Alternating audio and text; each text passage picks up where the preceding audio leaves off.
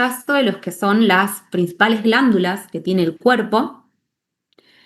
Y como a modo también de presentación, saber que vamos a estar hablando, como decía el temario recién, principalmente de ciertos ejes, ¿sí? Del eje hipotalámico, hipófisis, glándula efectora, ¿sí? Diferentes glándulas efectoras, pero que parten del hipotálamo, que envía una comunicación a la hipófisis, que le envía una comunicación hacia otra glándula, que va a ser la que va a terminar liberando hormonas que tienen una función en el cuerpo, ¿sí? En otras glándulas en otros órganos blancos del cuerpo. Esos son los ejes, ese es el eje más importante que tenemos, pero igual hablar de importancia a todo es vital, ¿sí? Para poder mantener la homeostasis en el cuerpo. Hay otras glándulas que no pertenecen a ese eje, acá solamente están marcadas las paratiroides y el páncreas endocrino, pero hay otro, que esto es de lo que vamos a hablar, ¿sí? Que también están incluidas en la clase. Pero sepan que es un sistema muy complejo de regulación que está en el cuerpo, que tiene, por ejemplo, además de estas glándulas que están acá, también tiene a la glándula pineal, por ejemplo, que no la vamos a ver, pero que es muy importante, ¿sí? La glándula pineal es la que responde a los patrones de luz y oscuridad, la que a través de la melatonina, que es su hormona, va a hacernos cumplir con un ritmo circadiano. El ritmo circadiano es como un reloj interno biológico que tenemos y que es importante, y lo menciono porque también es importante para otras hormonas, ¿sí? Que van a también tener un ritmo de secreción y liberación que está muy vinculado a ese ritmo, ¿sí? Que nos hace que nuestro cuerpo funcione eso, como un reloj interno que funciona en 24 horas. Y nos va a hacer alternar entre sueño y vigilia. ¿Hay alguien que quiera decir algo? ¿O alguien que tiene el micrófono abierto? Fíjense. Otro de las glándulas que no vamos a ver hoy, pero que también es importante, por ejemplo, es el tejido adiposo. ¿Sí? La grasa de nuestro cuerpo libera leptina, que es la hormona que nos da la sensación de saciedad cuando comemos. También libera estrógenos, el tejido adiposo. Eh, el estómago, que libera grelina, que es el que regula, es una hormona que regula el hambre.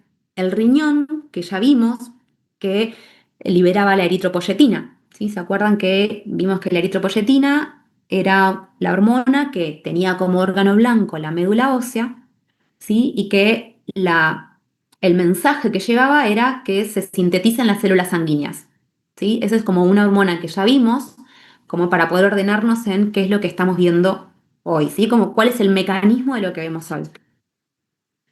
Esto es lo que les decía, ¿sí? La célula endocrina pertenece a una glándula y va a ejercer su comunicación a una célula blanco a través de una hormona.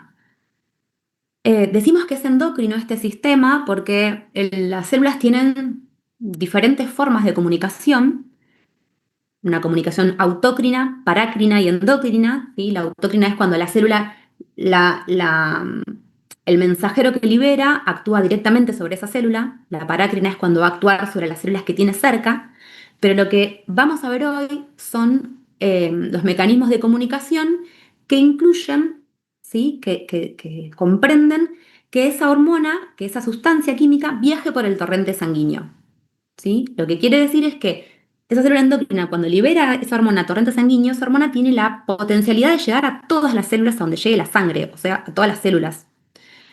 Pero va a tener como célula blanco únicamente aquellas que tengan un receptor que reconozca a esa hormona. Y ese receptor, esa interacción receptor-hormona es muy específica, ¿sí? Muy, muy específica. Una célula además puede tener receptores, de hecho las tiene para diferentes hormonas, ¿sí? Y dependiendo de en qué concentración se encuentre esa hormona que llega, va a ser la acción final que tenga. Además, dependiendo de las características químicas que tenga esa hormona, va a poder reconocer a los receptores que estén en diferentes lugares, ¿no? Si son hormonas hidrosolubles, los receptores en las células blancos se van a encontrar en la membrana citoplasmática, Si son hormonas liposolubles, o sea, que tienen la capacidad de atravesar la membrana, que no es otra cosa que grasa, ¿sí? Que fosfolípidos, los receptores van a poder estar tanto en la membrana como adentro del núcleo o en el citoplasma, ¿sí? Entonces, dependiendo de las características químicas que tengan esas hormonas, van a estar también localizados los receptores para esas hormonas. Más de lo que vengo diciendo, ¿sí? Las hormonas son sustancias químicas que actúan como mensajeros en células u órganos que están a distancias muy grandes, pueden estar a distancias muy grandes, porque viajan a través de la sangre, y la principal función de este sistema va a ser mantener la homeostasis de nuestro cuerpo, ¿sí? Brevemente, para que tengan una idea, las hormonas se pueden clasificar por su estructura y por su modo de acción, ¿sí? Ese modo de acción va a estar dado por esa estructura química, que pueden ser péptidos o derivados peptídicos.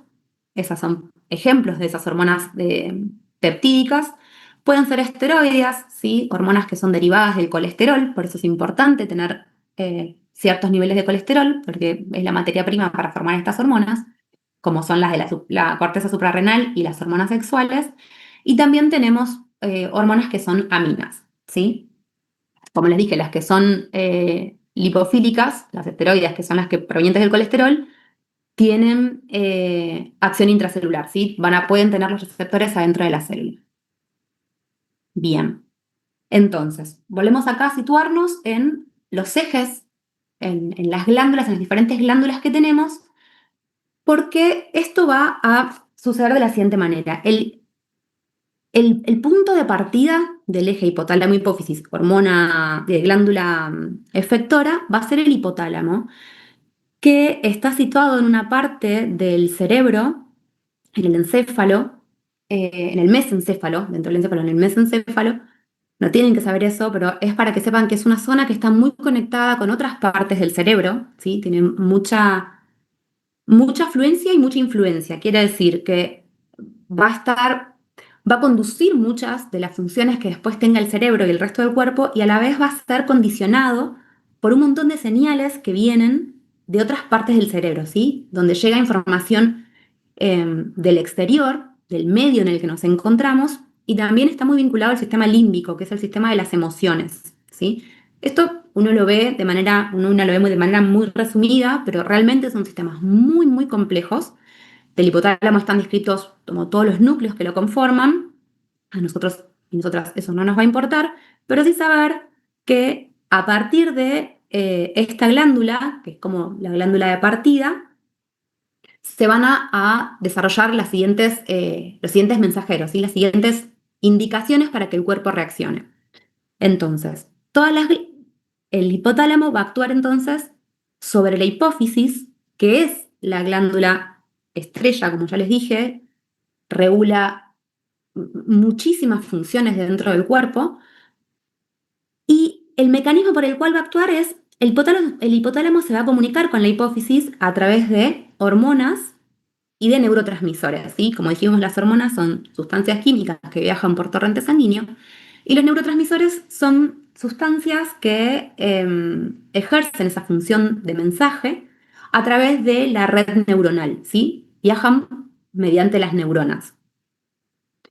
De una forma u otra, va a regular a la hipófisis, que va a liberar, ¿sí? sus hormonas. A partir de esa estimulación, libera hormonas que va a actuar sobre otras diferentes glándulas, como la tiroides, las suprarrenales, las gónadas, que son testículos y ovarios.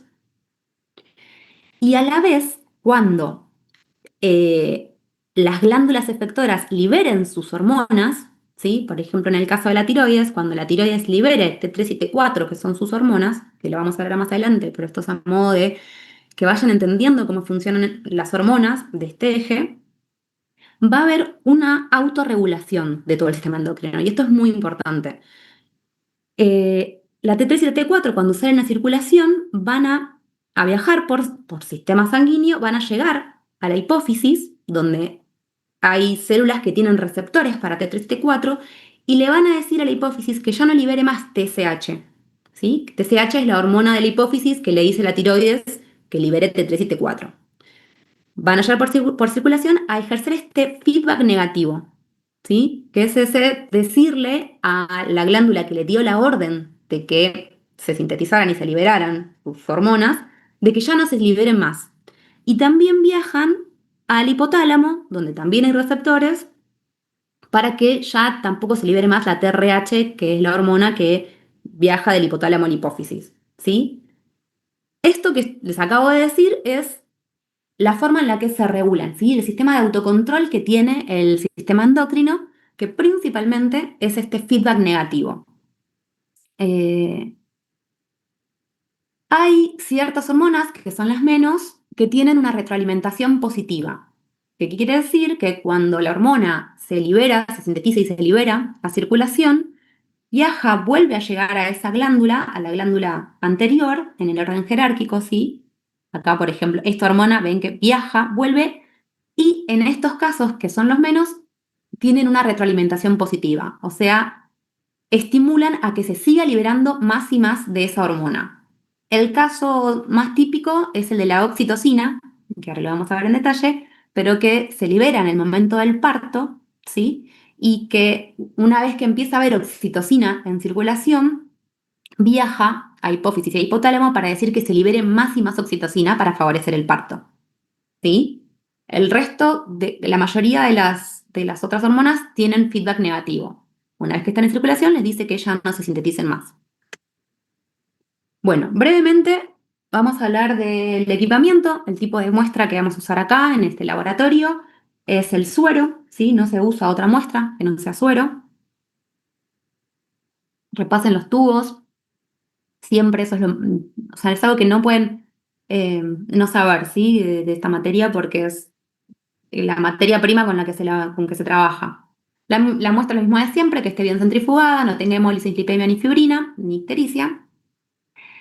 Y acá es fundamental la preanalítica. Es clave. ¿Qué quiere decir la preanalítica? Es en qué momento yo tomo la muestra, ¿sí? Y bajo qué condiciones.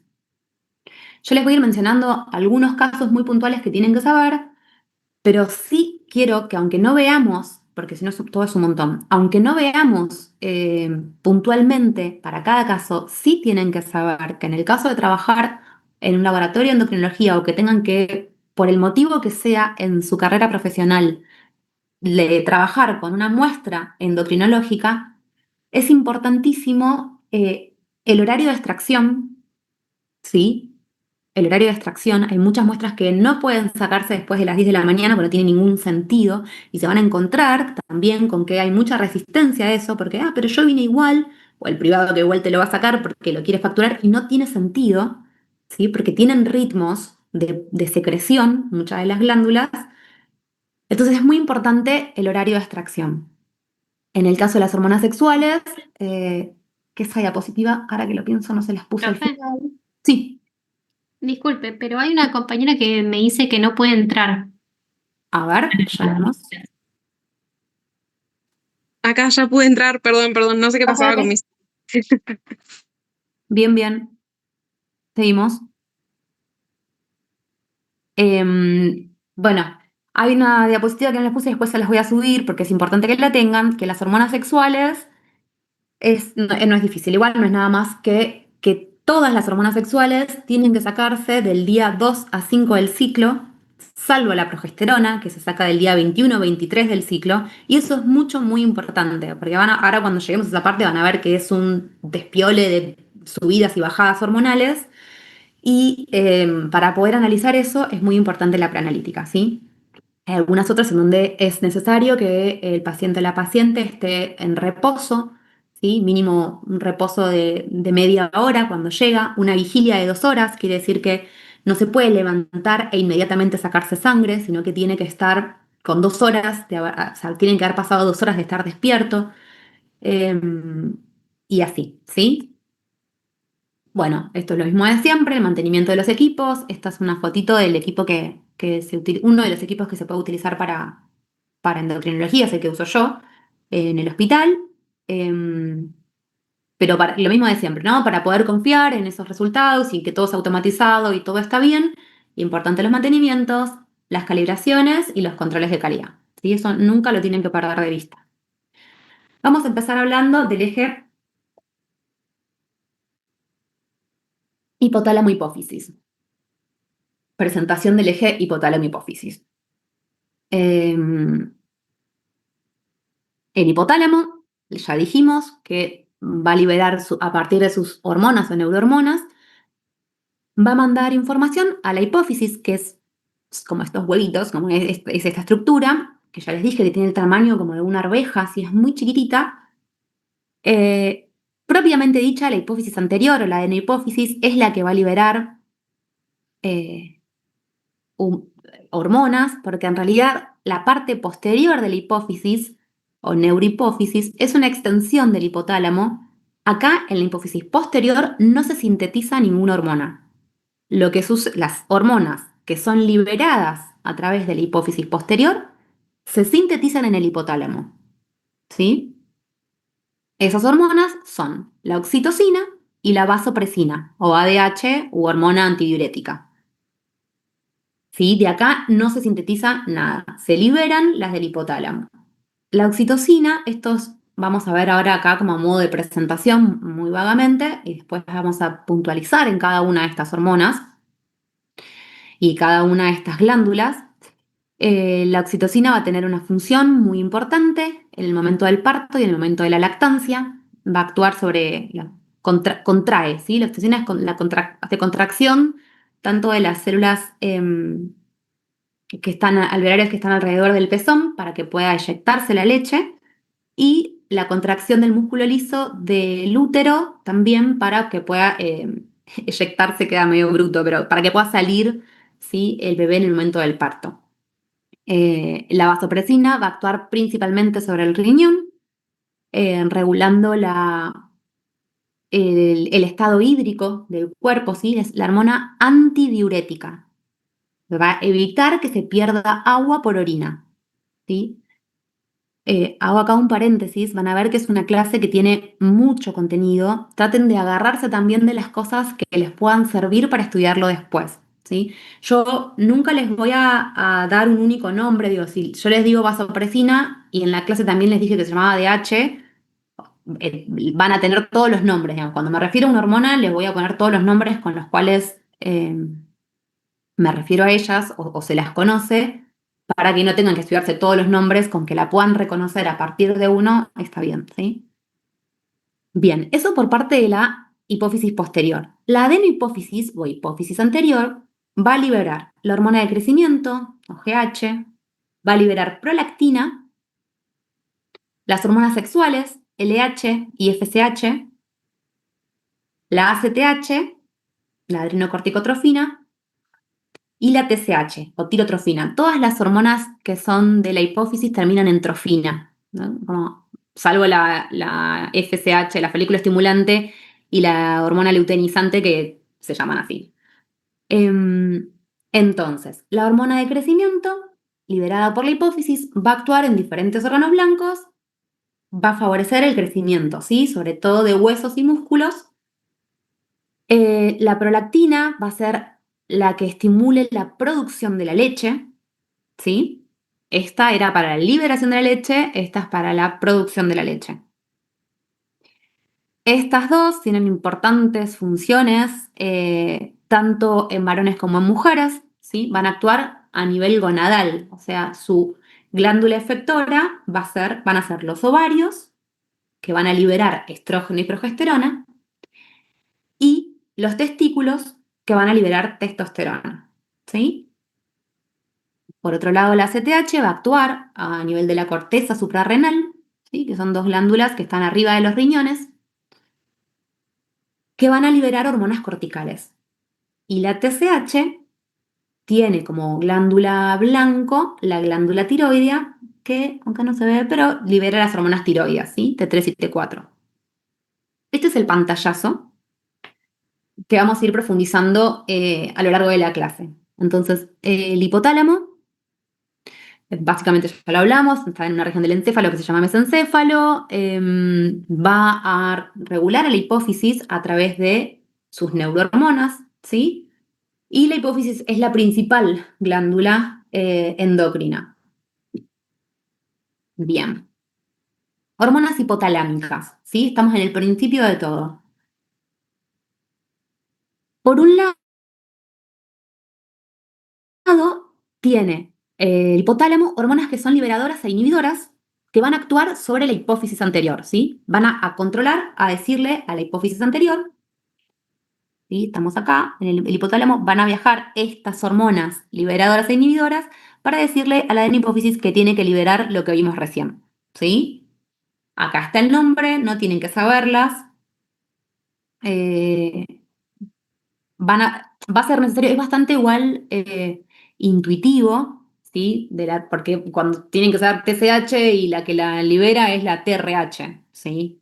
Son todas hormonas liberadoras, salvo alguna, esta que es inhibitoria, pero ese nivel de detalle no se los voy a pedir. Entonces, sí saber que las hormonas hipotalámicas, esto sí, van a ser liberadoras o inhibidoras y van a controlar a la adenohipófisis y que además tiene otras dos hormonas hipotalámicas, otros dos tipos que se sintetizan acá, pero que son liberadas por la hipófisis posterior, que son la oxitocina y la vasopresina. Vamos a hablar de estas dos hormonas primero. La oxitocina, como lo vimos recién, está producida en el hipotálamo, se libera por la neurohipófisis o por la hipófisis posterior. Tiene 9 aminoácidos, o sea, es súper pequeño y tiene un montón o sea, tiene funciones muy complejas también. Ahora vamos a ver la parte compleja, digamos, ¿no? Principalmente sus dos órganos diana van a ser la glándula mamaria y el útero, ¿sí? Y dijimos que es la particular, la que tiene la retroalimentación positiva, ¿sí? Eso también tienen que saberlo.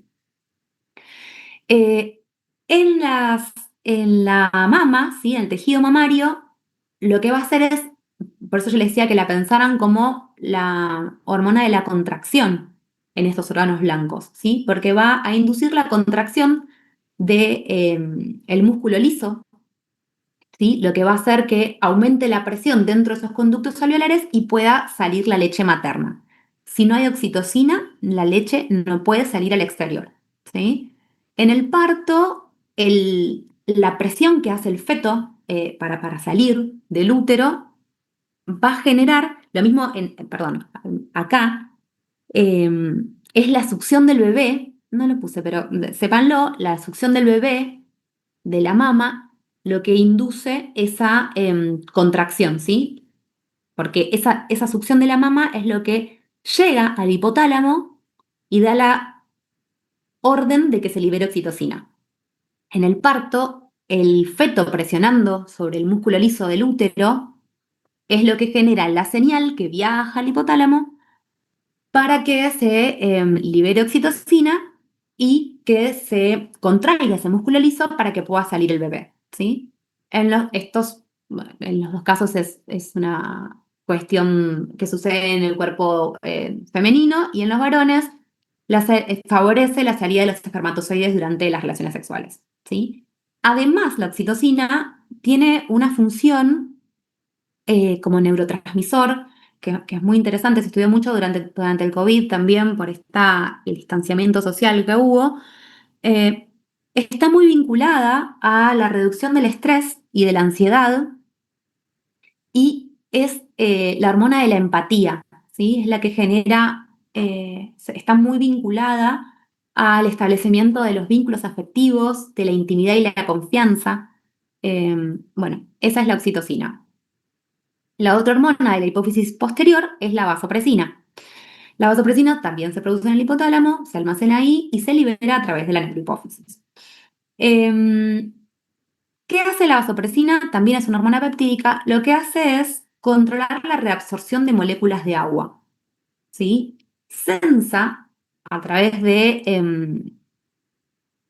unos receptores que hay en el cuerpo, sensa que hay un aumento de la presión arterial, ¿sí? Y cuando hay un aumento de la presión arterial, perdón, una disminución de la presión arterial, cuando hay una disminución de la presión arterial, se libera la hormona antidiurética para evitar la pérdida de líquido, ¿sí? E intentar así volver a restablecer la presión arterial correcta, ¿sí?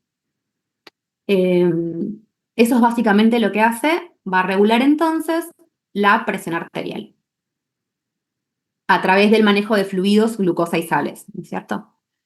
Bien, vamos a pasar a hablar de este gran capítulo que son las hormonas liberadas por la hipófisis anterior. ¿Hasta acá alguna duda?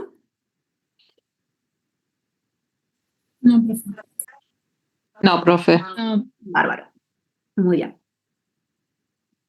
Entonces, la hipófisis anterior, un poco ya se las presenté, ¿sí? Va a liberar cuáles son las hormonas. La prolactina, que va a actuar sobre la mama, la TSH o tirotropina, que actúa sobre tiroides, la GH, que es la hormona del crecimiento, que va a actuar sobre músculos y hueso, la FSH, la hormona folículo estimulante y la hormona luteinizante, que va a actuar sobre ovarios y sobre testículo, y la adrenocorticotrofina, tropina o trofina, que actúa sobre la glándula suprarrenal. Vamos a desglosar un poquito, acá está bien otra vez enumeradas, vamos a desglosar un poquito.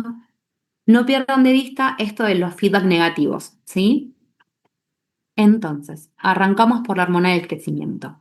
Tiene otro nombre, que es la somatotropina, por las dudas, por si la escucharan en algún momento. Es una proteína, ¿sí? Esa estructura química es una proteína y tiene como órgano blanco varios órganos.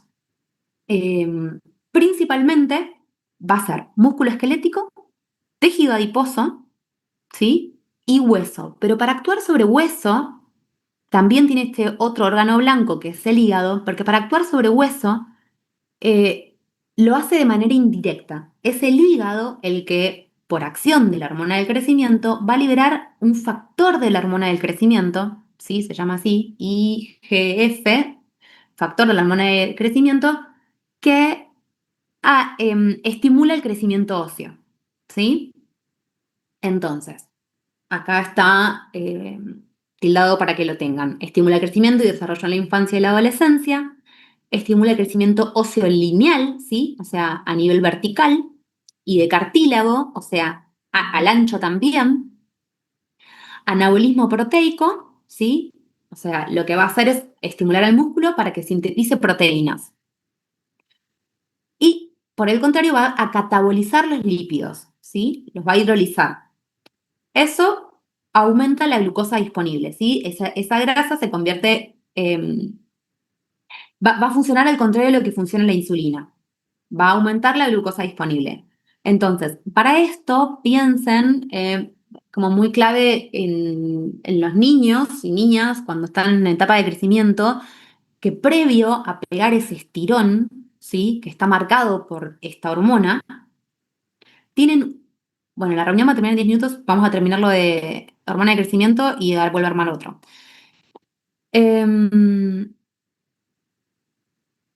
Uy, toqué algo que no era. Changos.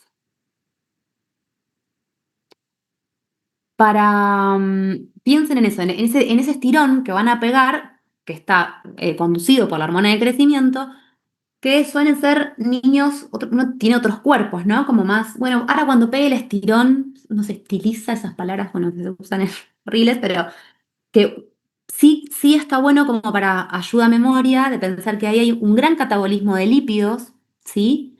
Y se estimula este crecimiento óseo de forma lineal y el crecimiento de los músculos, ¿sí? Y como va a aumentar la glucosa disponible porque en ese estímulo del crecimiento se necesita energía, ¿sí? Para llevar adelante todas esas respuestas, esa funciones metabólicas, entonces piensen también que aumenta la glucosa disponible.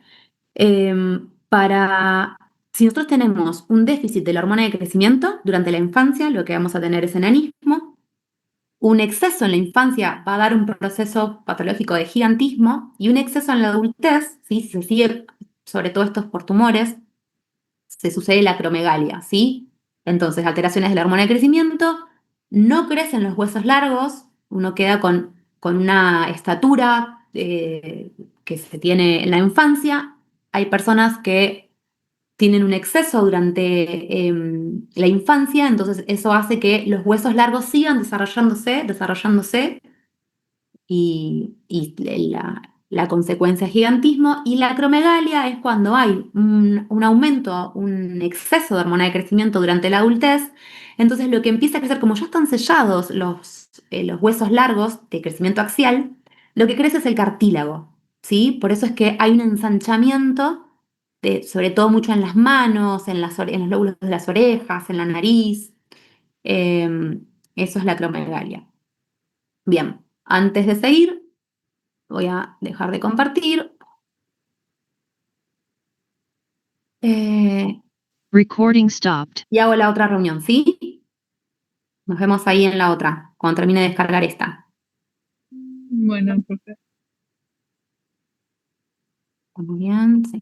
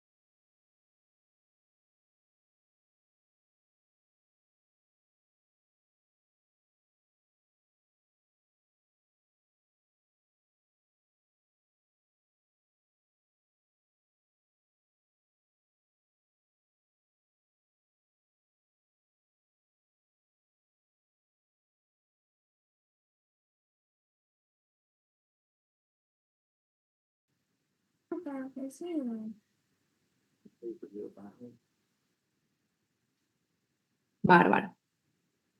Bueno, continuamos. Recording in progress.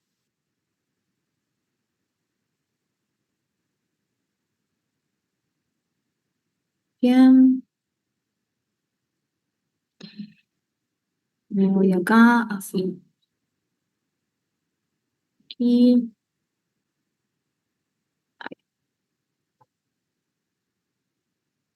Acá estamos. Y esto abajo. Muy bien. Bueno, continuamos. La próxima hormona, el próximo eje que vamos a ver es el de las hormonas tiroideas, que es muy importante en el laboratorio de endocrinología. El eje, como decíamos, empieza en el hipotálamo, ¿sí? Que libera la TRH. Esta TRH actúa sobre la hipófisis, ¿sí? Donde hay células que tienen los receptores para TRH y que son capaces de liberar, de sintetizar y de liberar TSH. ¿Sí? Esa TSH viaja por circulación, llega a la tiroides está en el cuello. Me quería. Acá. Bueno, yo no me veo, pero calculo que ustedes sí, está acá, ¿sí? Acá arriba de este cartílago se encuentra la glándula tiroides y después vamos a ver que la paratiroides son cuatro, es otra glándula aparte, son cuatro, dos superiores y dos inferiores que están en la parte posterior de la tiroides. Pero bueno, estamos acá en la tiroides entonces. El nombre de la TSH es tirotropina o tirotrofina, hormona estimuladora de tiroides, ¿sí? Esto, ahora no lo puedo sacar. Guárdame. Bueno, ya se va a ir, ahí está. También el tipo de hormona es proteica, ¿sí? Es una hormona proteica. Y tiene como órgano blanco la TSH, ¿sí? Que es la de la hipófisis, a la tiroides. La tiroides, cuando recibe este estímulo, libera T3 y T4. Y, muy importante, el feedback negativo, ¿sí? Del que venimos hablando. Actúa acá diciéndole, listo, ya está, no liberemos más TSH, ni tampoco que se libere TRH. Propiamente las hormonas de la tiroides, la T3 y la T4, se van a sintetizar, van a necesitar para sintetizarse yodo, ¿sí? No sé si sabían esto, pero hace unos, no me acuerdo los años, yo para esos números soy muy mala, se estableció por ley que toda la sal de mesa tiene que ser iodada, porque había, acá son endémicas a todo, el yodo está muy cerca de los lugares que están cercanos al mar.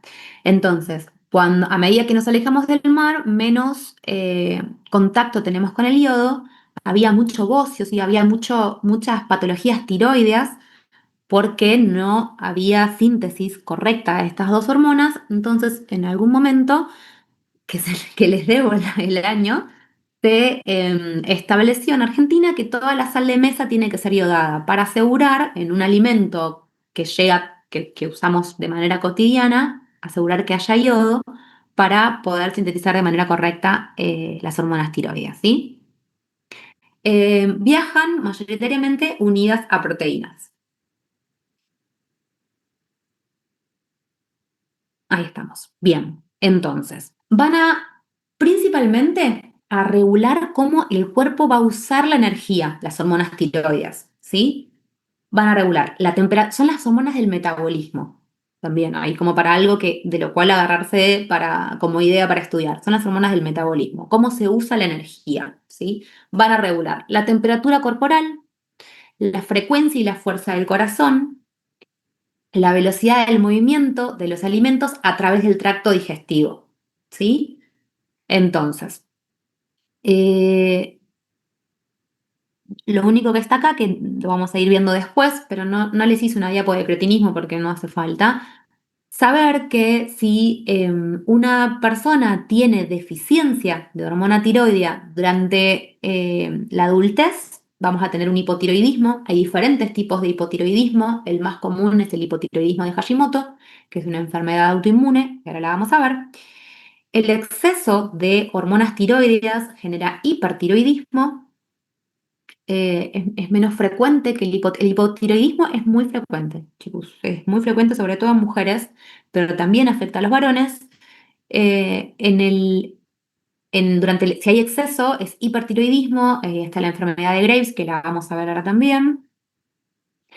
Y si la deficiencia de hormonas tiroideas sucede durante la niñez, lo que se desarrolla es el cretinismo, que es una patología grave, ¿sí? Que también se hace el screening cuando uno nace, que le hacen el scan, que le pinchan la patita al talón de los bebés y se buscan, yo en algún momento de la cursada se los comenté, no recuerdo en qué clase, y le buscan patologías, ¿sí? Posibles patologías que son, de no tratarse, son graves y que a la vez de encontrarse, digamos, de saberse que tienen un tratamiento, no todas, pero la mayoría, un tratamiento bastante simple que evita complicaciones muy graves. El cretinismo es una. Genera un desarrollo madurativo y corporal muy importante, y era solo cuestión de darle las hormonas tiroides, ¿sí? Que esa persona que nace con algún defecto en la glándula tiroides y no puede sintetizar de manera correcta estas hormonas, eh, bueno, eso, va a necesitar que se le den de manera exógena, ¿sí? Bueno, en el Lo de la laboratorio. pesquisa neonatal, Sí, perfecto. No me salía el nombre bien, de pesquisa neonatal. sí, las tarjetas de pesquisa, sí. Perfecto, exactamente. Una de esas enfermedades que se buscan, que se pesquisan, es el cretinismo, ¿sí? Es un hipotiroidismo congénito. Hay otra que también es la hiperplasia adrenal congénita, que también, digo, porque vamos a ver ahora la vamos a ver cuando veamos la glándula adrenal. La fibrosis quística es otra. De todas, la fibrosis quística es la más grave y que no tiene cura. Se puede ir llevando más o menos, eh, pero bueno, las otras, digamos, el cretinismo es algo que de censarlo, de pescarlo en esa pesquisa neonatal, ¿sí? De tamizarlo ahí, tiene ese tratamiento. Sí, son unos papel secantes con circulitos donde se le pone una gotita de sangre del bebé y se mandan a estudiar, ¿sí? Eso es por ley en nuestro país, se hace. En cada país se buscan, no siempre está, pero se buscan diferentes patologías. En la nuestra, el cretinismo es una de las que se busca. Bien, en el laboratorio vamos a medir principalmente estas hormonas que vemos acá, ¿sí? La TSH, T3, T4 libre y T4 total. T4 total es la T4 que está unida a su proteína con la cual viaja, y T4 libre es la fracción biológicamente activa, ¿sí? De la hormona. De estas son determinaciones caras, ¿no es cierto? Todo lo que sea hormonal es caro. Eh, Les marqué en azul la TSH porque la TSH es la primera que se ve afectada, ¿sí? Es la más sensible, entonces en cuanto vemos que aumenta o disminuye la TSH, se mandan a estudiar estas otras. Nosotros en la cursada no vamos a ver si la alteración endocrina es primaria o secundaria. Es primaria cuando el órgano se ve afectado, el órgano en cuestión sería si el problema está en la tiroides y entonces va a haber baja cantidad o alta cantidad de estas por una afección en la tiroides, pero también la patología hormonal puede deberse a que haya un problema en la hipófisis, ¿sí? Eh, y entonces ahí va a ser secundaria, no va a ser primaria, pero eso es a título informativo. Quiero sacar esto de acá, que yo no lo puedo ver. No sé. Ustedes no ven, ¿no? No. Ustedes no ven, ¿no? El cuadrado negro que está arriba. No, No, profe. No, profe. No, bueno, listo, me quedo tranquila, ustedes no lo ven al menos.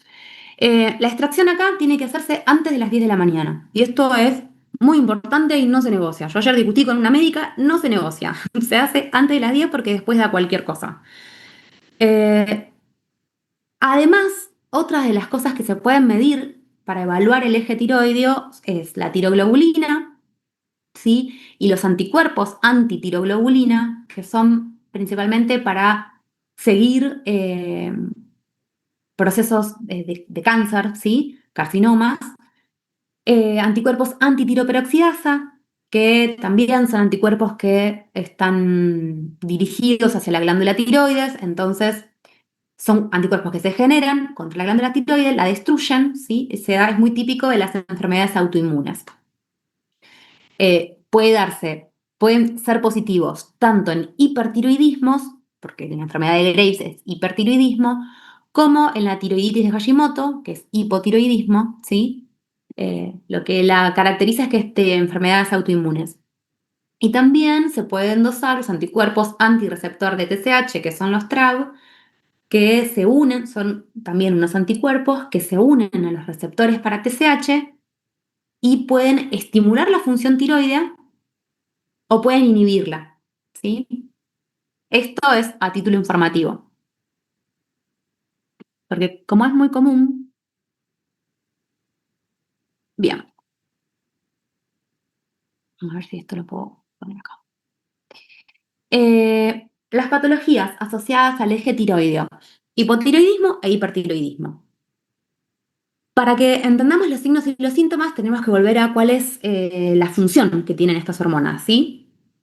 Si tenemos hipotiroidismo, vamos a tener pocas hormonas tiroides, poca T3 y T4. La TSH puede cambiar, no nos vamos a meter con la TSH porque eso va a depender si es primaria o secundaria de la patología endocrina. Así que pensemos únicamente en las hormonas tiroides, ¿sí?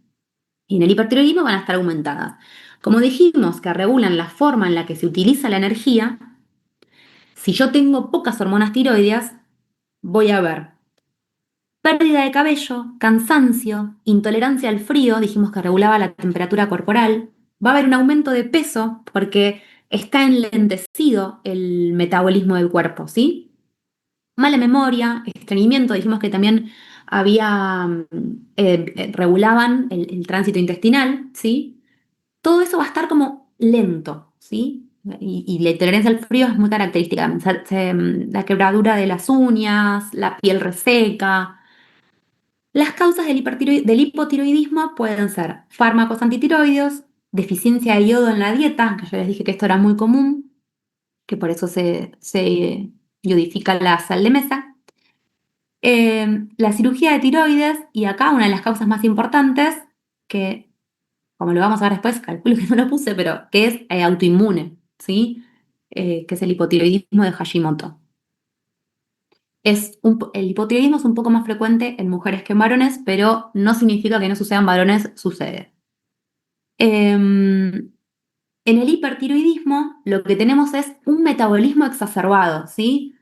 Entonces vamos a tener taquicardia, aibocio, que es esta hipertrofia de la glándula tiroide, ¿sí? Una hiperactividad, una persona muchas personas le terminan diagnosticando, o sea, llegan al diagnóstico de hipertiroidismo porque están muy nerviosas, están reactivas todo el tiempo. Hay una intolerancia al calor, suelen ser personas que también muy sudorosas, que se pierde peso, ¿sí? Porque esto que les digo que el metabolismo está muy aumentado, lo que genera igual fatiga y debilidad y palpitaciones, ¿sí? Las causas son estas que están acá, sobre todo hay mucho de tumores, ¿sí? Es más tumoral. O también autoinmune, ¿no es cierto? Como vimos recién por los anticuerpos TRAP. Un poquito más de hipotiroidismo.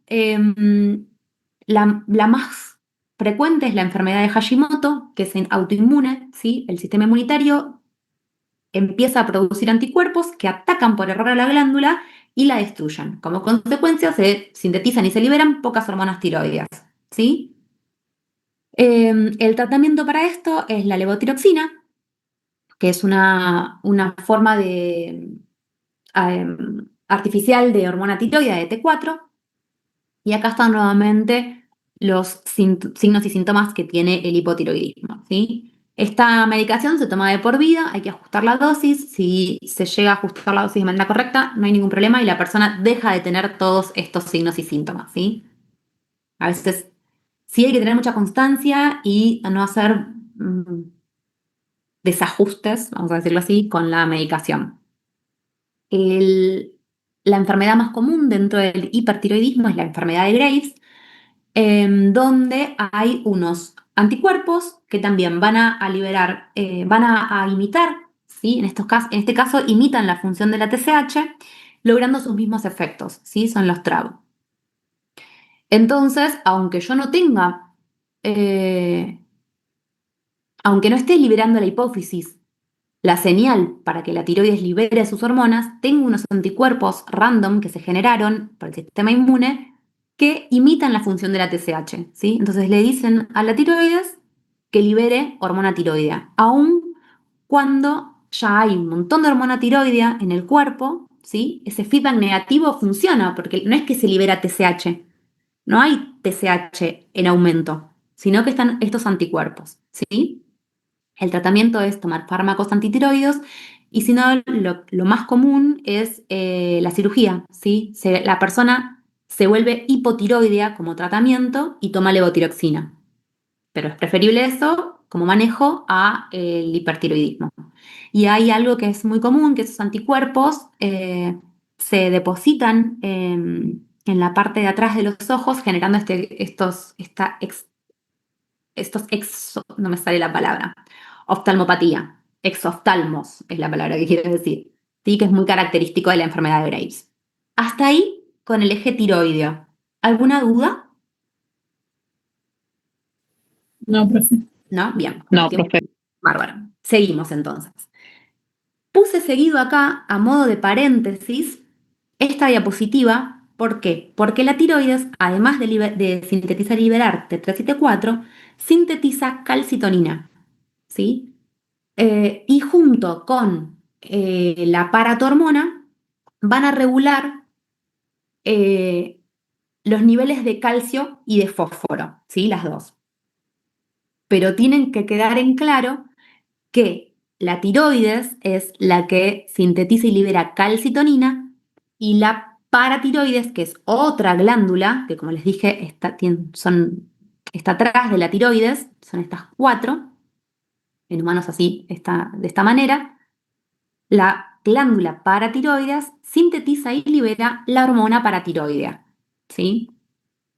Y juntas regulan los niveles de calcio y de fósforo en el cuerpo. Tienen acciones contrarias. Entonces, cuando hay una baja concentración de calcio en sangre, eso es sensado, ¿sí? Por la paratiroides, que libera la hormona paratiroidea y actúa sobre los receptores que tienen hueso, diciéndole al hueso que libere parte de ese calcio que compone el hueso, ¿sí? Y de esa manera aumenta la concentración de calcio en sangre. Vimos que el calcio es fundamental para un montón de funciones, ¿sí? Es cofactor de infinidad de funciones en el cuerpo. Entonces, todo esto, recuerden que es para mantener la homeostasis del cuerpo, ¿sí? Cuando la concentración de calcio es alta en sangre, eso es sensado por la tiroides, que va a liberar calcitonina e inhibe la liberación de calcio en el hueso, ¿sí? Entonces no se libera. Esto es una de las funciones, también actúan a nivel renal, pero con que tengan en claro esto alcanza, ¿sí? Perfecto. Pasamos, sí, ahora a otra parte del eje, que es el eje hipotálamo-hipófiso adrenal. El hipotálamo, a través de la CRH, le dice a la adenohipófisis que libere ACTH. Y la ACTH viaja por circulación hacia la glándula suprarrenal, ¿sí? Que son como estos triangulitos que se encuentran por arriba de los riñones. Y ahí tiene diferentes zonas, la glándula suprarrenal no importa, pero en la corteza, una parte de la corteza de la glándula suprarrenal va a liberar cortisol. No sé si se escucharon hablar del cortisol, está muy, muy, muy en auge porque vivimos en un mundo cada vez más difícil de habitar, donde es la hormona del estrés, el cortisol, ¿sí? Es la hormona que evolutivamente nos ha preparado para la lucha y la huida. Hoy hay niveles de cortisol altos todo el tiempo, aun cuando no tengamos que prepararnos para la lucha o la huida, ¿sí? Pero vivimos en un sistema tan estresante que cada vez cobra más importancia este aumento de cortisol, ¿sí? Entonces, para pensar las funciones que tiene el cortisol, va a actuar a nivel del metabolismo y a nivel del sistema cardiovascular. Si decimos que nos prepara para la lucha o la huida, necesitamos tener energía disponible para eso, ¿sí? Entonces va a aumentar la gluconeogénesis, la formación de glucosa de nuevo, la glucogenólisis, ¿sí? La destrucción del glucógeno para que haya glucosa para poder salir corriendo, la proteólisis y la lipólisis, lo mismo, formas de obtener energía, ¿sí?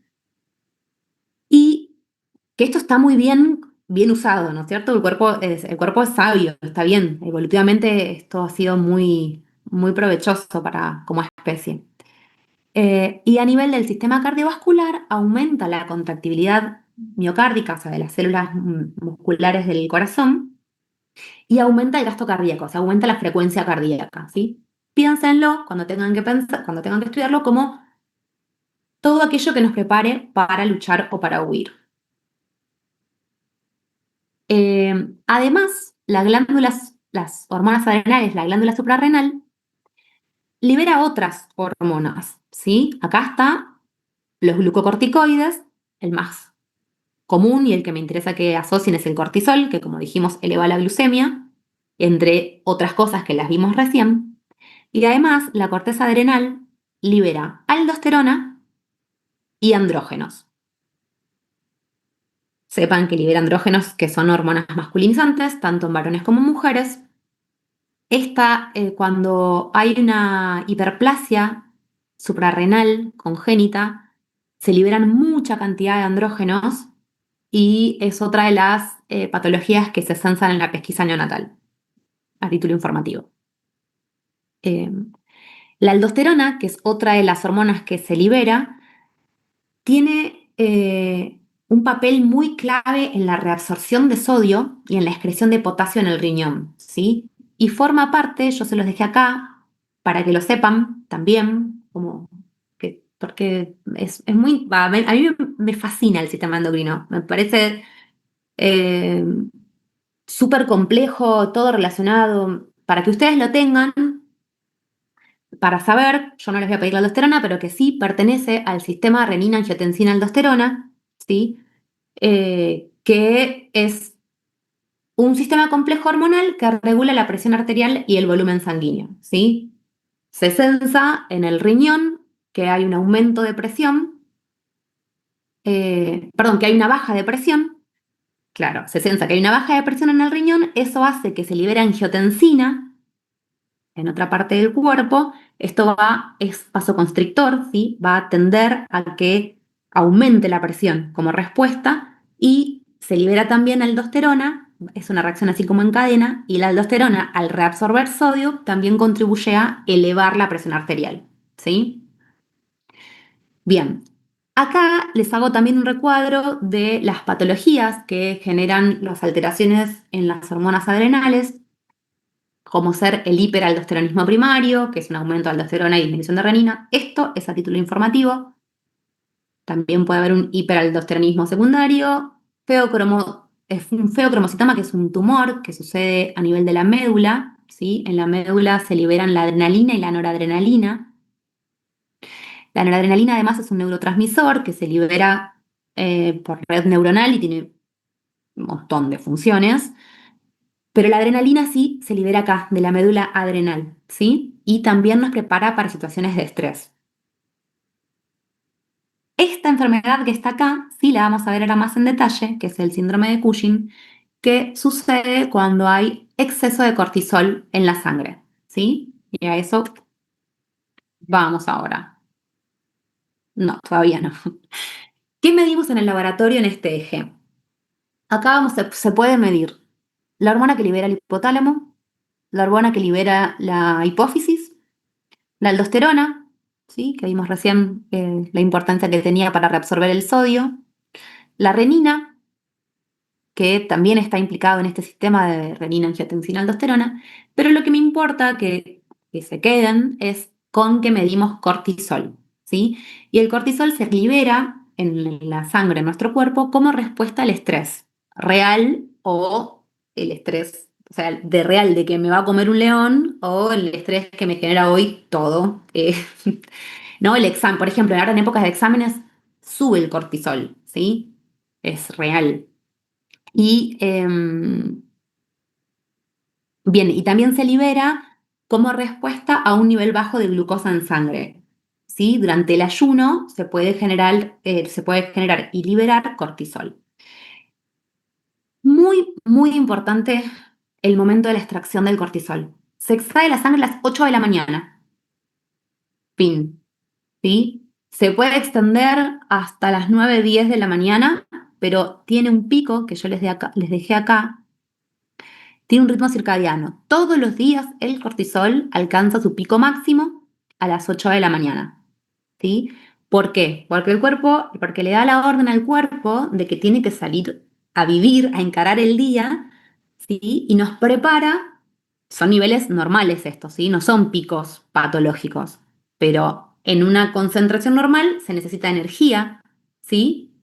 Está muy vinculado, o sea, está inversamente relacionado con la melatonina, que es la hormona del sueño, ¿sí?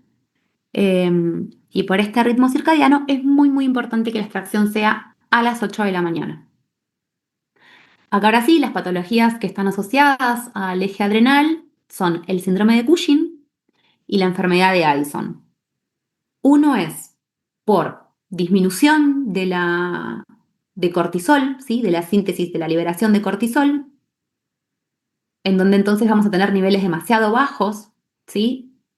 De la enfermedad de Addison, solo me interesa, yo se los dejé acá a título informativo, solo me interesa que sepan eso, que es la que se sucede cuando hay un daño en la corteza suprarrenal, ¿sí? Que hace que no se liberen la cantidad suficiente de de las hormonas que salen de esa glándula, ¿sí? De la corteza suprarrenal.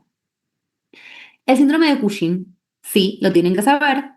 El síndrome de Cushing sucede cuando hay un alto nivel de hormona de cortisol, ¿sí? Tiene unas características físicas asociadas que se ha visto que suceden, algunas que se pueden explicar un poco, otras que la explicación excede, así que solamente les voy a decir que aparecen estrías en la zona abdominal, hay como un adelgazamiento de los miembros, tanto superiores como inferiores, una acumulación de grasa abdominal, aparece una especie como de joroba en la parte de la espalda y lo característico es, se dice, cara de luna llena, ¿sí? Hay un enrojecimiento de las mejillas también. Eh, y viene asociado, como dijimos, que era una hormona que generaba un aumento de disponibilidad de glucosa, ¿sí? Y que aumentaba la presión porque aumentaba el gasto cardíaco y demás, está vinculada con la diabetes tipo 2, con una hipertensión, ¿sí? Y con estados de hipercolesterolemia e hipertrigliceridemia.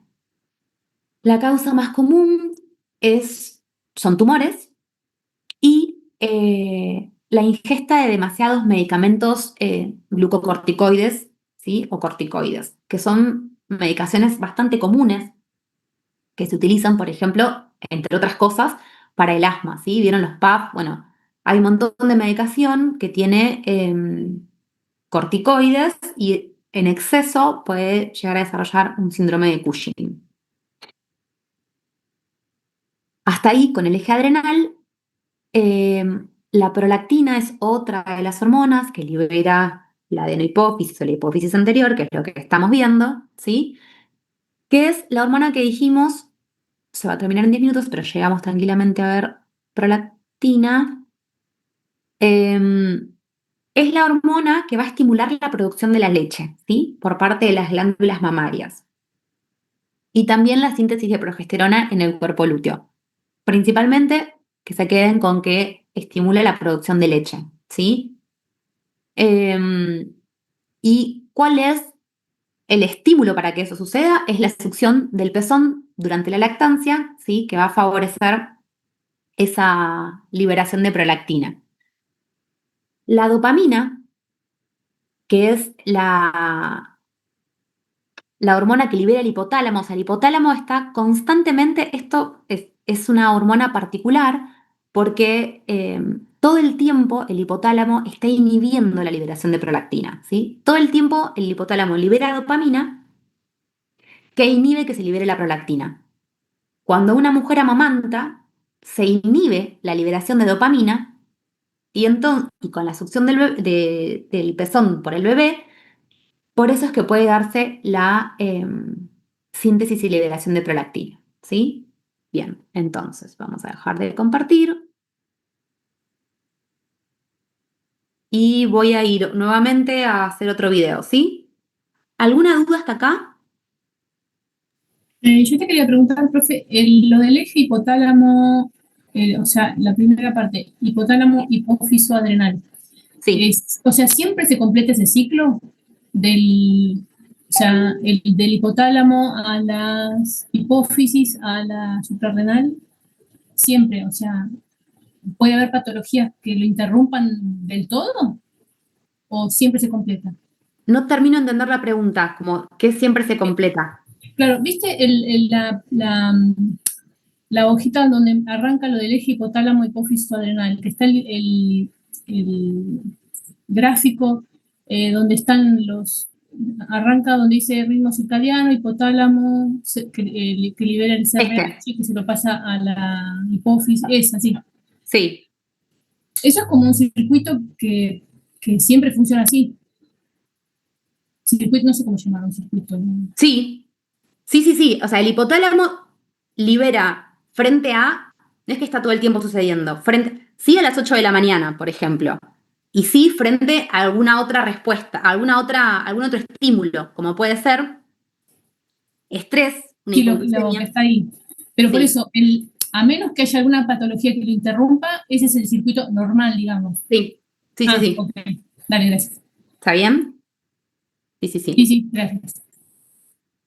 Eh, bien. ¿Alguna otra duda? No. Paso a armar la última parte, ¿sí? La otra reunión. Recording stopped. Ya calculo que con esta ya terminamos.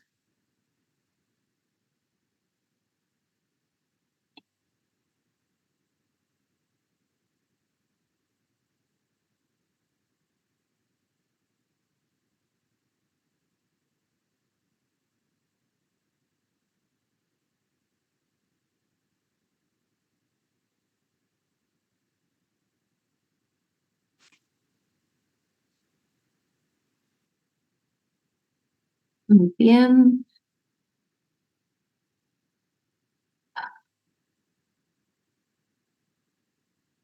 Bueno, Recording in progress. vamos a seguir con la clase.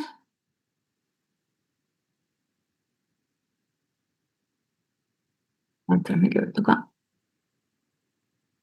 Muy bien. Tuki. Bien. Estoy en cualquier lugar.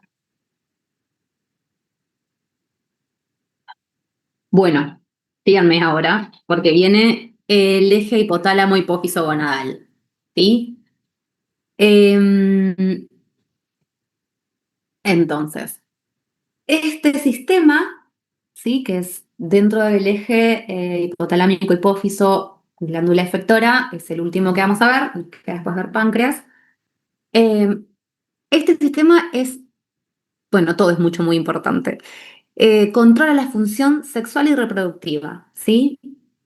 Van a trabajar en conjunto, hipotálamo, liberando GnRH, ¿sí? Esa es la hormona que libera el hipotálamo, que es la hormona liberadora de gonadotrofinas. La hipófisis anterior lo que va a liberar es FSH y LH, ¿sí? Y ellas dos van a actuar en las gónadas, entiéndase, los ovarios y los testículos, ¿sí? Estas gónadas van a producir hormonas sexuales, que son estrógenos, progesterona y testosterona.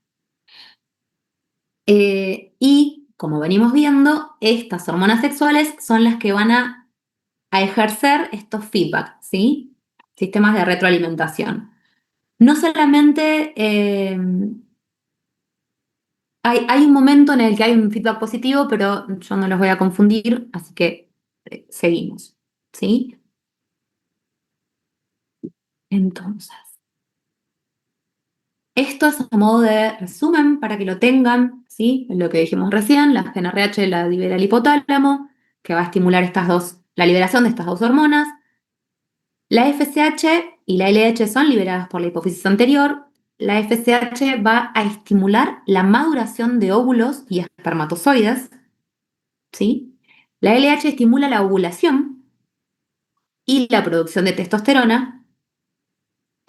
Y los estrógenos, progesterona y testosterona, que son producidos por las gónadas, regulan el desarrollo sexual, la fertilidad y hacen este feedback hormonal, ¿sí?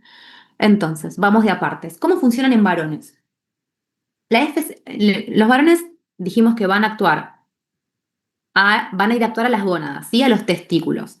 En los testículos tenemos dos tipos de células, las células de Leydig y las células de Sertoli o Sertoli. Yo siempre le dije Sertoli, yo no le veía el tilde, a veces escucho que dicen Sertoli. Tenemos estos dos tipos de células entonces en el testículo, ¿sí? La FSH va a actuar sobre las células de Sertoli y va a favorecer que maduren los espermatocitos, ¿sí? La maduración espermática. Además también produce inhibina. Es una de las hormonas que se producen en el testículo, ¿sí? Testosterona e inhibina. La FSH es la que estimula la producción de inhibina y favorece la maduración espermática, ¿sí? La LH, que viene de la hipófisis, va a actuar sobre las células de Leydig. Y ahí lo que va a estimular es la producción de testosterona, ¿sí? Bien. Acá hay un dibujito que también está bonito. La testosterona, que es la hormona en cuestión que se sintetiza en el testículo, va a favorecer el desarrollo de caracteres sexuales masculinos, ¿sí? Además, va a regular el deseo sexual y va a inhibir la liberación de más GnRH y LH, ¿sí? Como esto es lo que venimos viendo. ¿Qué son los caracteres sexuales masculinos secundarios que son estimulados por la testosterona, ¿sí? Estos que están acá, principalmente, ¿no? Lo que ya saben, el cambio de voz, el desarrollo del pene, el desarrollo de las características fenotípicas, como el aumento del vello corporal, la masa muscular y demás. Todo eso está favorecido por la testosterona, ¿sí? Que también tiene un pico, si bien siempre se libera testosterona, hay un pico que empieza a suceder durante la pubertad que hace que se manifiesten todas estas características secundarias, ¿sí? La inhibina tiene una regulación contraria a la testosterona en la espermatogénesis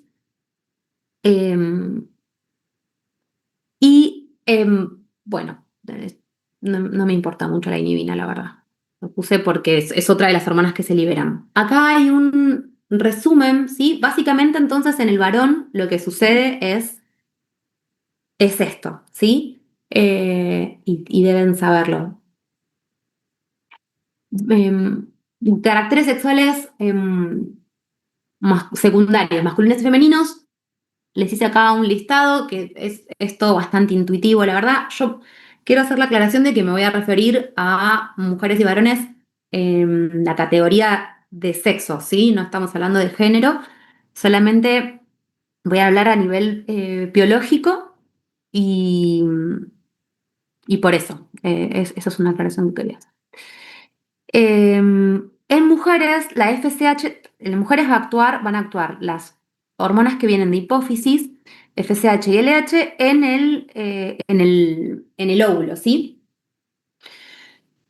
Y lo que va a generar es, en el ovario, el óvulo es la célula que sale, va a generar la FSH, la estimulación del crecimiento del ovario y la producción de estrógenos, ¿sí? La LH va a provocar la ovulación. 2 días previos a la ovulación vamos a tener un pico de LH, que es lo que va a favorecer que se rompa ese folículo ovárico y que salga el óvulo, ¿sí? Y además dejando, una vez que sale el ovocito, en realidad el óvulo del ovario, ese resto, ¿sí?, que queda es un cuerpo lúteo. Y ese cuerpo lúteo va a producir progesterona.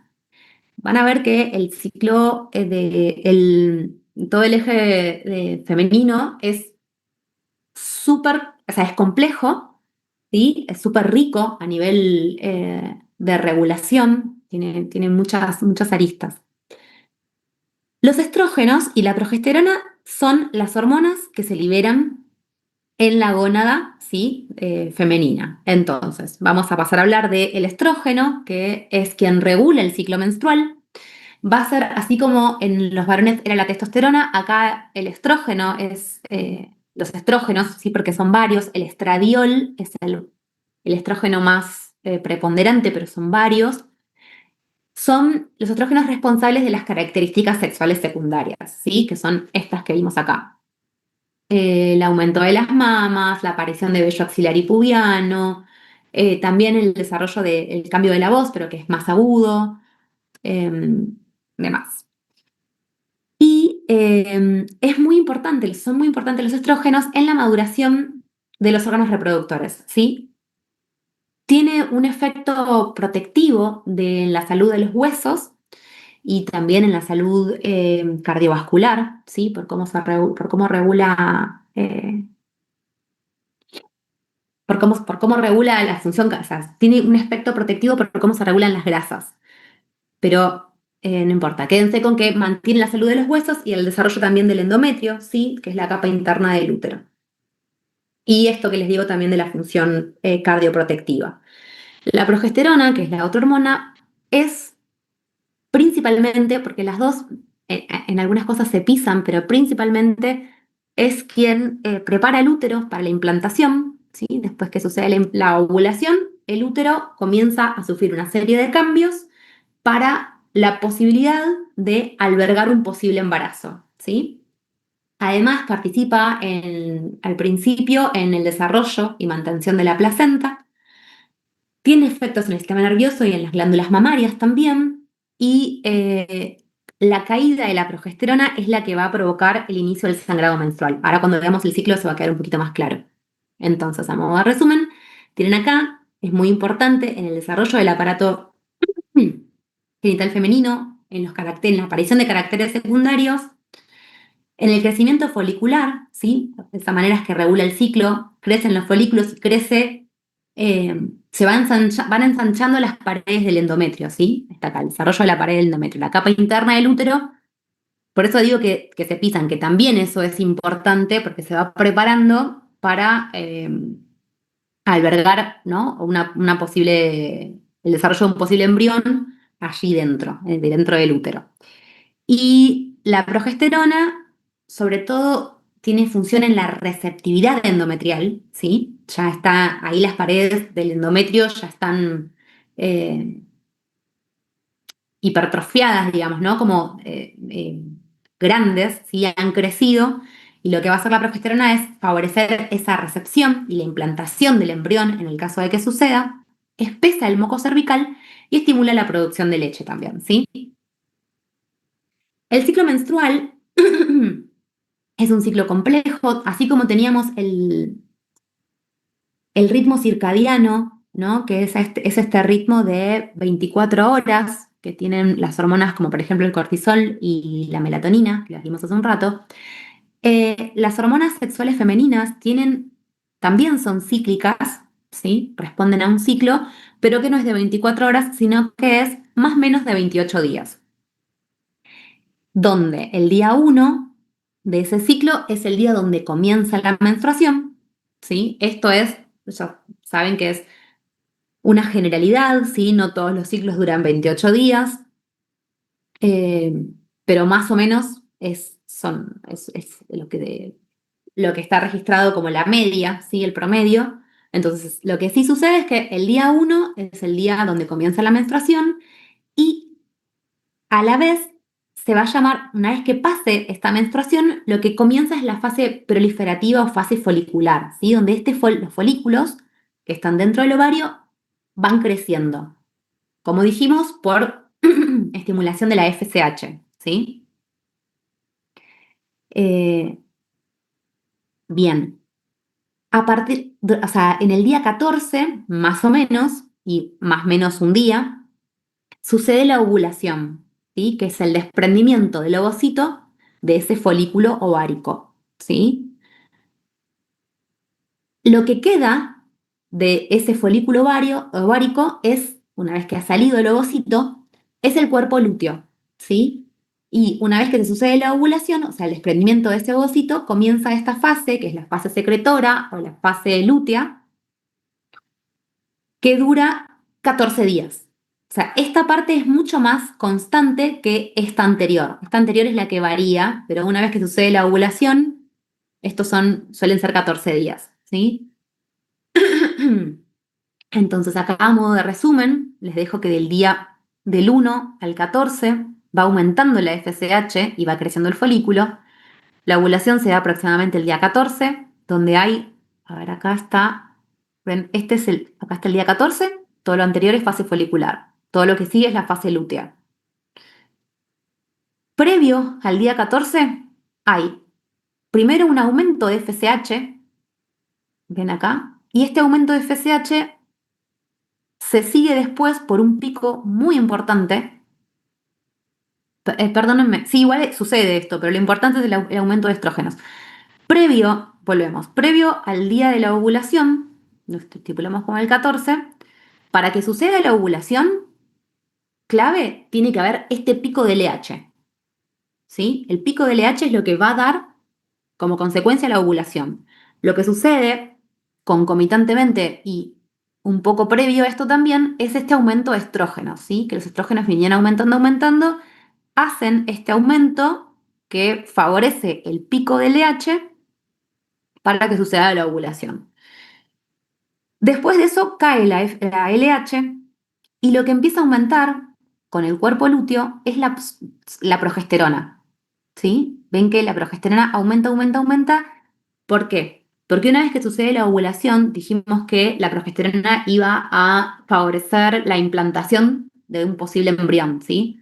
Entonces, una vez que sucede la ovulación, el útero sigue preparándose para albergar a un posible embrión. Cuando eso no sucede, transcurren los días y no sucede, hay una caída abrupta de la progesterona, y esa caída abrupta de la progesterona, como también ya dijimos, es lo que tiene como consecuencia el sangrado, ¿sí? Y el comienzo de un nuevo ciclo menstrual. Ven que suceden...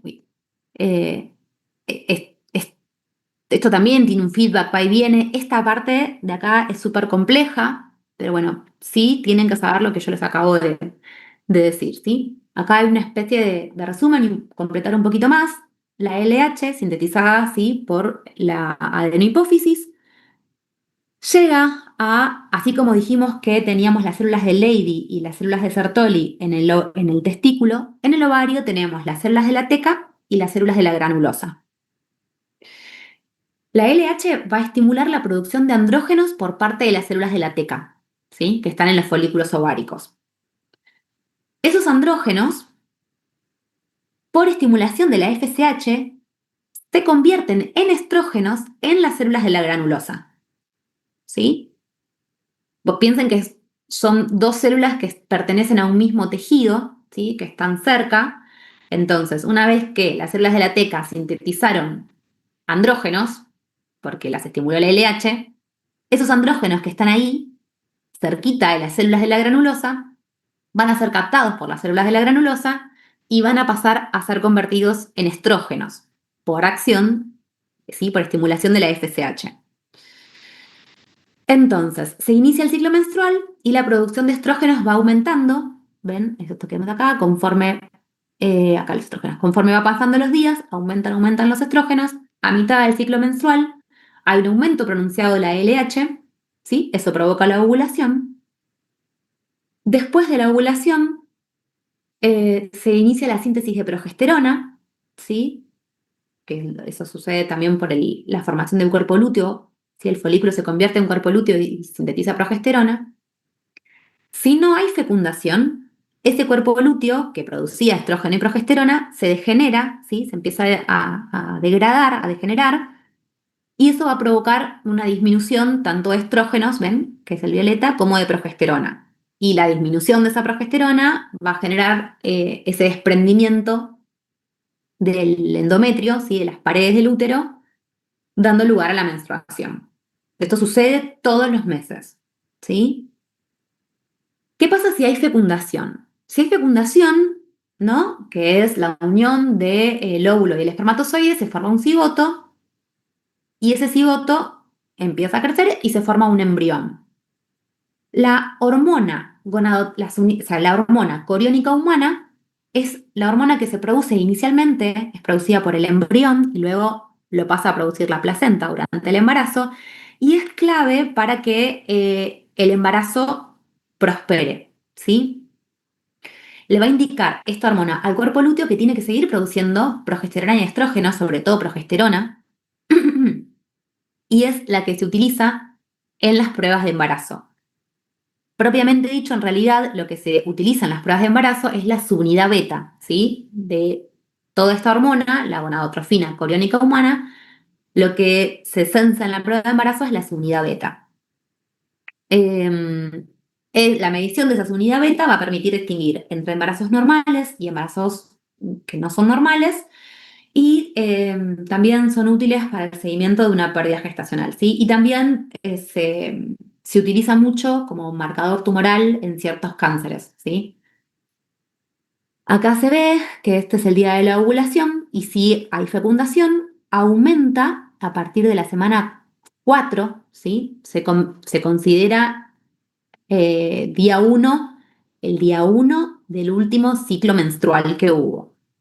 La semana 4, después de que hubo fecundación, aumenta de manera muy importante esta subunidad beta, ¿sí? Esta hormona, la gonadotrofina coriónica humana, que alrededor de la semana 24 de embarazo empieza a caer, que es cuando empiezan a subir los estrógenos y la progesterona, y esto es necesario para que también suceda el parto después, ¿sí?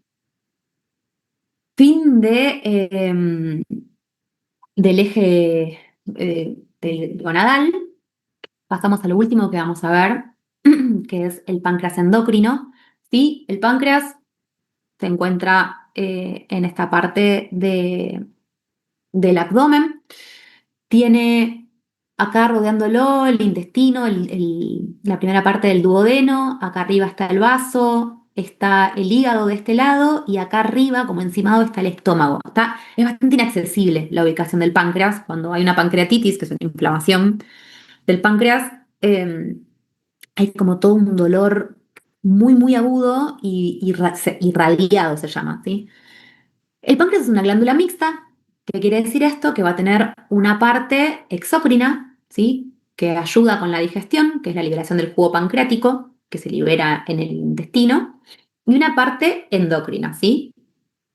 Tiene la parte que es endocrina dentro del páncreas, que son estos islotes de Langerhans, que es donde hay diferentes tipos celulares, ¿sí? Todo convive junto, ¿ves? Ven, estos acinos son del páncreas exocrino y esta parte de acá es los islotes de Langerhans, donde hay diferentes tipos celulares, alfa, beta, delta y F, que sintetizan diferentes hormonas. También está dentro de las hormonas la somatostatina y el polipéptido pancreático, que son los a título informativo, y las dos hormonas que me interesa que sepan son la insulina y el glucagón, ¿sí? O el glucagón o el glucagón. La insulina, ya la venimos trabajando, es una hormona hipoglucemiante y anabólica, ¿sí? Va a actuar sobre hígado, tejido adiposo y músculo.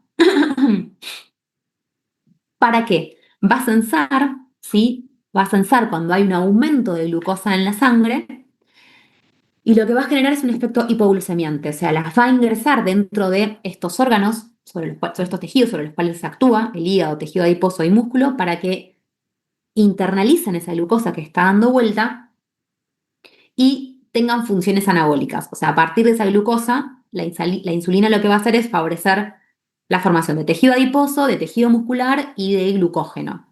¿Sí? El glucagón tiene un efecto contrario a la insulina. Es hiperglucemiante y va a actuar sobre el hígado y el tejido adiposo. ¿Sí? Acá está más claro, el páncreas cuando sensa que hay un aumento de glucosa en sangre, por ejemplo, después de alimentarnos, libera insulina. Y esa insulina va a hacer que la glucosa ingrese dentro del hígado, por ejemplo, también de tejido adiposo y de músculo, pero el hígado es como el principal lugar donde ingresa, y va a estimular la formación de glucógeno, ¿sí? Que es este polímero de glucosa. Y eso va a generar que baje la glucosa en sangre. Cuando la glucosa está baja, ¿sí? Frente a un ayuno, por ejemplo, lo que se libera es el glucagón o glucagón, que lo que hace es degradar, ¿sí? Le manda la señal al hígado para que degrade el glucógeno que tiene almacenado. Y es una de las grandes fuentes de almacenamiento de glucógeno, son los músculos y el hígado. Y favorece entonces la hidrólisis del glucógeno para formar glucosa que libera luego a la sangre, ¿sí? Y de esta manera se regula de manera muy precisa también los niveles de glucosa en sangre, ¿sí? La enfermedad asociada, cuando hay una enfermedad del páncreas endocrino, es la diabetes, ¿sí? Y diabetes tenemos dos tipos de diabetes, la diabetes tipo 1 y la diabetes tipo 2. La diabetes tipo 1, principalmente, ¿no? Hay otros tipos de diabetes que no los vamos a ver, pero la diabetes tipo 1 es una enfermedad autoinmune, ¿sí? La diabetes tipo 2 es una enfermedad multifactorial, pero no es hereditaria, no es... puede haber un condicionamiento, ¿sí? Pero sobre todo tiene mucho que ver con el estilo de vida, ¿sí? Que una o uno lleve. Por el contrario, la diabetes tipo 1 sí es una enfermedad autoinmune donde el cuerpo desarrolla unos anticuerpos que atacan a las células beta del páncreas, ¿sí? Y por ese motivo no hay insulina. No hay insulina en el cuerpo porque esos anticuerpos destruyen a las células beta, que son las que sintetizan la insulina, ¿sí? En la diabetes, por eso es que siempre a la diabetes tipo 1 se le decía insulino dependiente, porque sí o sí tienen que administrarse insulina. La diabetes tipo 2 comienza muchas veces con una... eh, ay, me sale... Se me fue la palabra. Con una resistencia a la insulina. Con una resistencia a la insulina. O sea, el cuerpo libera insulina, el páncreas libera insulina, pero no logra hacer efecto en los receptores, ¿sí?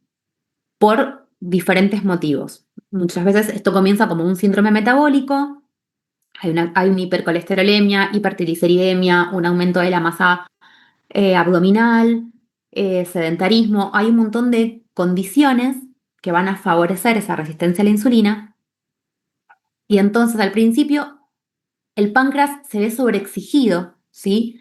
A liberar más y más cantidades de insulina para que la glucosa que hay, que siempre sigue habiendo mucha glucosa porque está muy relacionado con los hábitos alimenticios, entonces no da abasto, ¿sí? El páncreas para liberar la insulina necesaria para ingresar esa glucosa adentro de donde lo tiene que ingresar, hígado y músculo y tejido adiposo. Esos receptores se vuelven insensibles y llega un momento en donde esa sobreexigencia sobre el páncreas también altera el funcionamiento de esas células beta, ¿sí? Ahí primero hay otro tipo de tratamientos que son eh, hipoglucemiantes,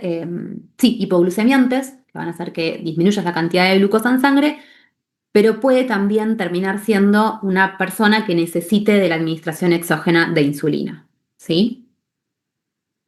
Bien, y por último, además de agradecerles, les dejo, que no lo vamos a ver acá porque no llegamos y porque no está contenido dentro del programa de la materia, Pero no puedo dejar de nombrar la importancia, o sea, la microbiota, ¿no? Que es la población bacteriana que vive dentro del intestino. Y estamos hablando de sistema endocrino, estamos hablando de que la principal función del sistema endocrino, junto con el sistema nervioso, es mantener la homeostasis del cuerpo. Y ahí la microbiota tiene una función muy importante, muy importante. Está en auge, cada vez se descubren más incumbencias que tiene la microbiota, ¿sí? De hecho, yo se las tiro, me parece que también puede ser muy interesante, siendo que la mayoría no se va a dedicar a la clínica, pero sí van a seguir en biotecnología. Hay mucho, es un universo que está muy en auge, eh, sobre todo con esto también que decíamos, de cómo nos adaptamos a los estilos de vida que se llevan en la actualidad. Piensen que hay un eje, que hay un montón de material ya, cada vez hay más, el eje intestino-cerebro, ¿sí? En el intestino se produce el 80% de la serotonina.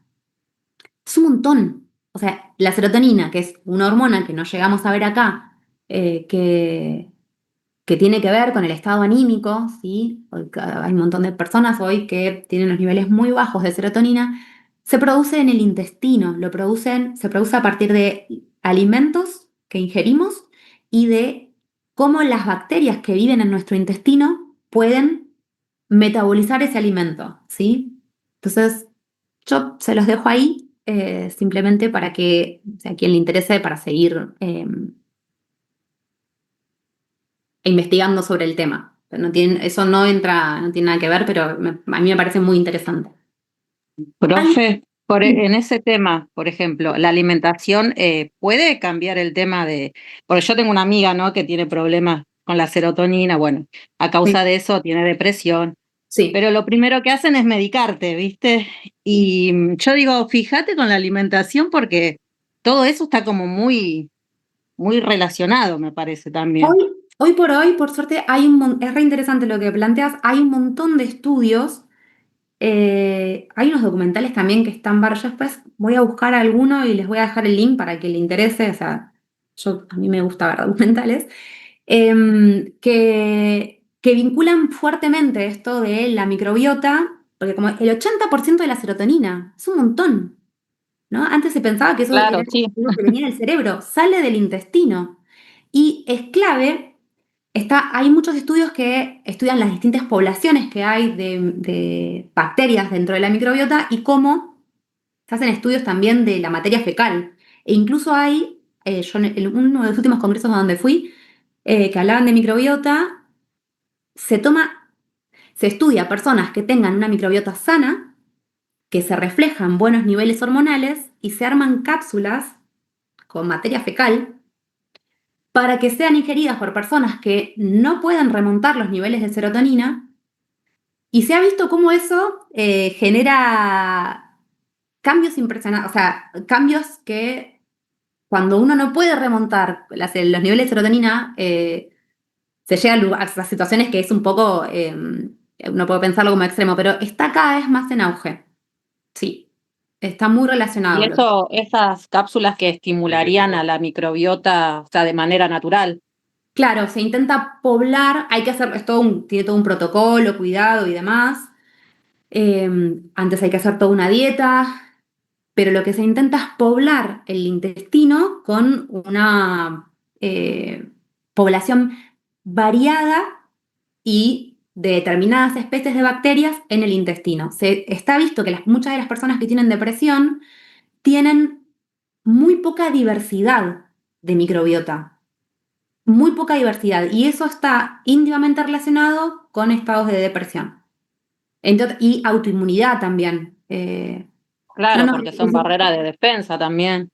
sí, no, el tema de la microbiota está muy en auge. Muy Profe, en y, auge. por Sí, ejemplo, consumir yogures con probióticos, ¿no ayuda?